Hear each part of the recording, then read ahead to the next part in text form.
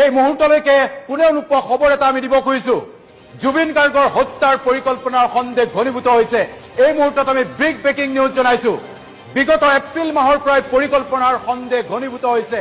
আজি আমি খোলোচা কৰিম এই সন্দৰ্ভত এক গুৰুত্বপূৰ্ণ তথ্য। 10 এপ্ৰিলত জুবিন গাৰ্গৰ সিম কাৰ্ড নিজৰ নামত নিবলৈ চেষ্টা চলাইছিল সিদ্ধাৰ্থই। সিদ্ধাৰ্থই নিজৰ নামত সিম কাৰ্ড কৰাৰ বাবে আবেদন কৰিছিল টেলিকম কোম্পানীত। 10 এপ্ৰিলত 4:37 সিদ্ধাৰ্থ উপস্থিত হৈছিল টেলিকম অফিচত। জুবিন গাৰ্গে ব্যৱহাৰ কৰা যিটো নম্বৰ আছে, এই ক্ষেত্ৰত প্ৰশ্ন উঠে কিয় জুবিনৰ জীয়াই থাকোঁতে সিম কাৰ্ড নিজৰ নামত নিব খুজিছিল। প্ৰশ্ন নম্বৰ 2, সিম কাৰ্ড নিজৰ নামত হলে সম্পত্তি নিজৰ নামত কৰাৰ অভিপ্ৰায় আছিল নেকি?